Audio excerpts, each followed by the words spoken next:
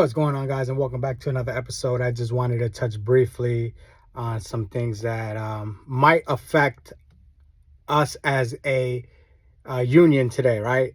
More importantly, might affect our momentum.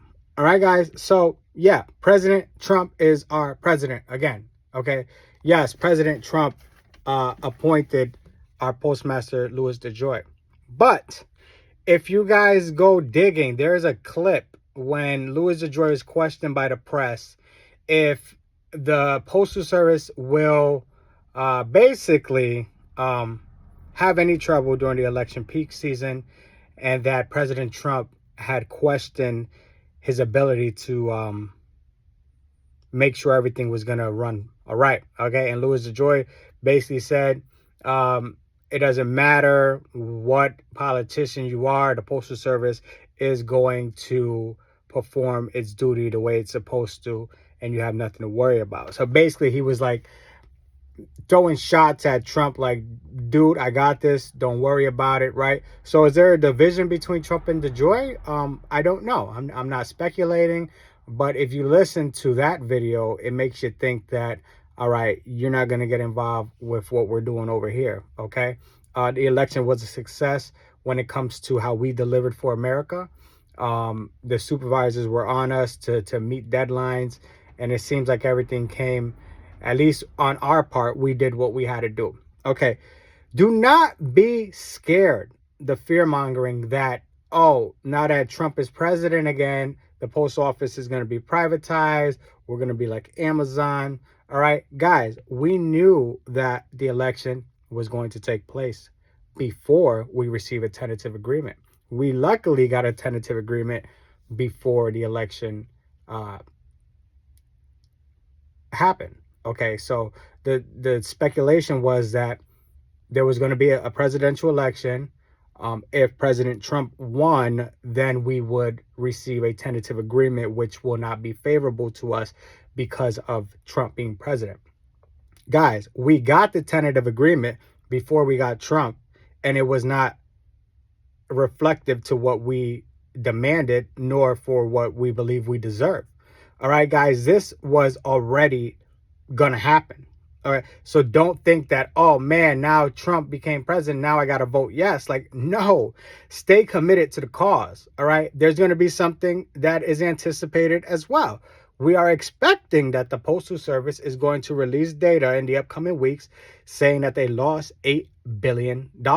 Okay. We know this is coming.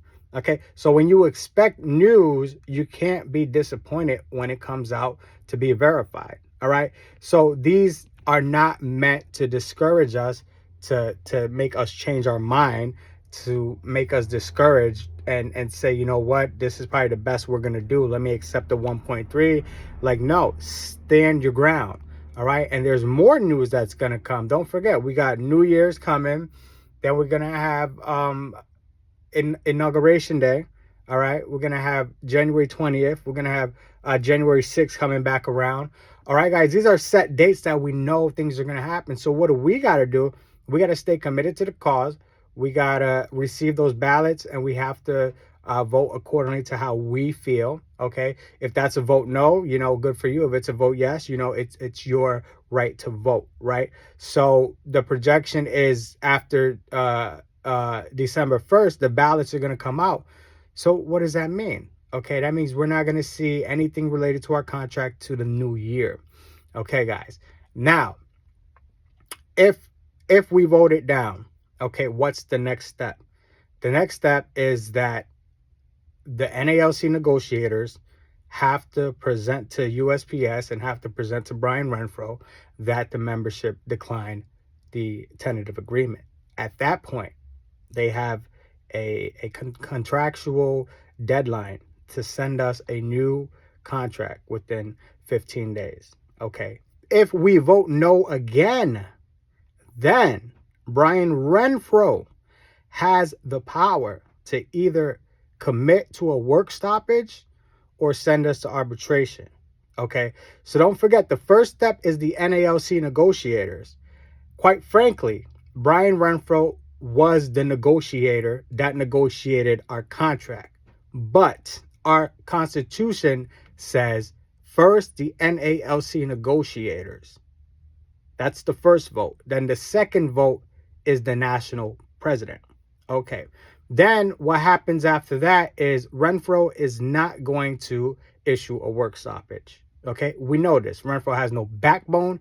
He's soft. He doesn't stand with the letter carrier. He doesn't stand with the rank or file. Quite frankly, I don't think he ever delivered mail in his career. Okay. He doesn't understand the struggles that we deal with. He doesn't align with us. Okay. So of course he is not going to listen to what we want.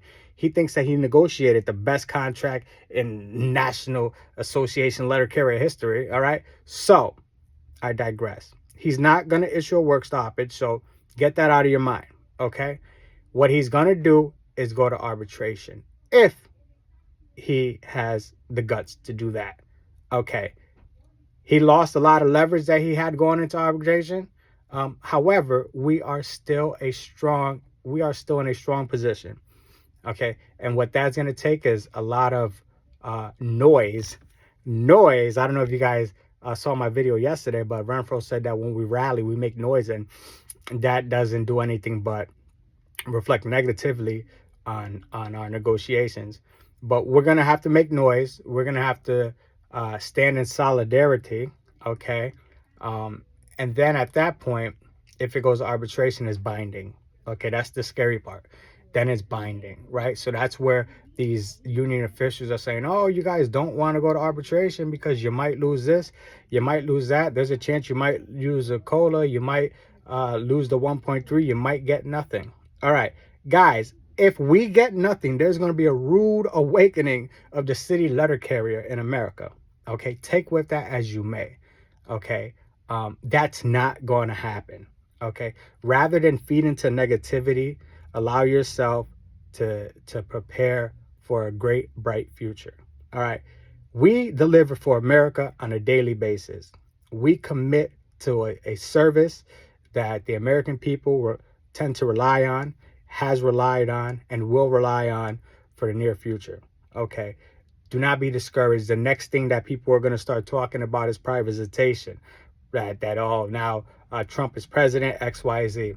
Guys, it's all fear mongering.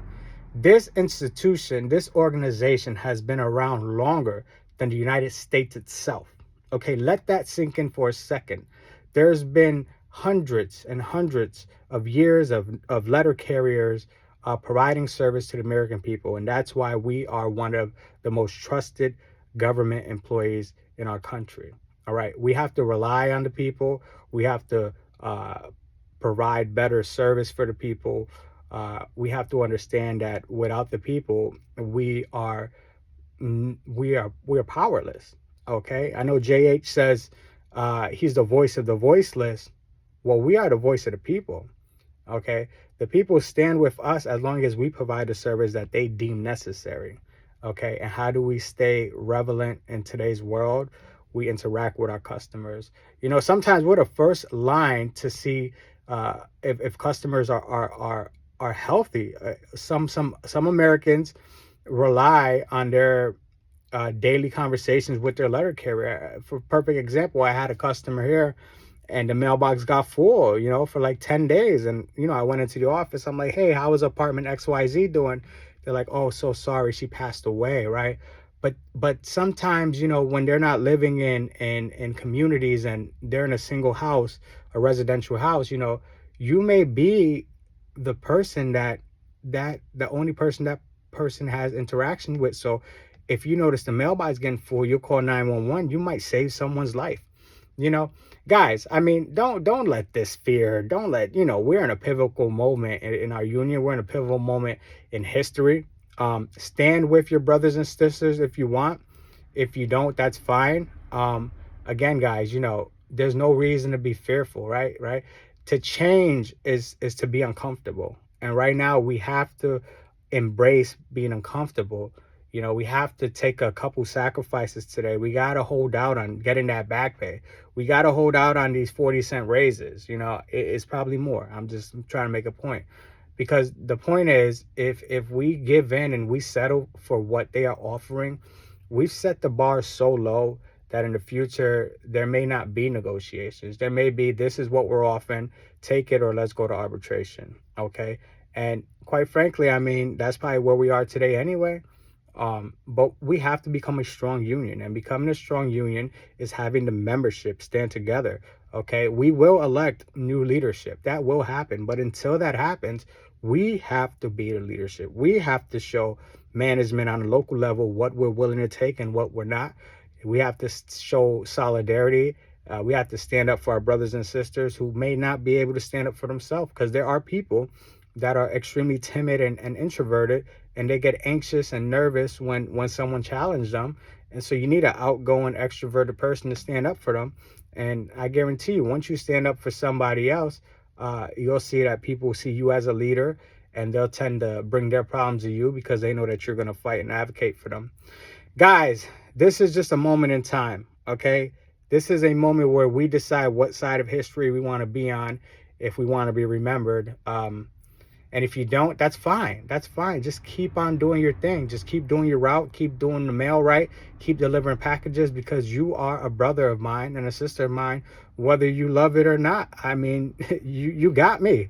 I'm not going anywhere unless they fire me or unless I resign. All right, guys, until next time, I'll be here. You'll be there. Peace.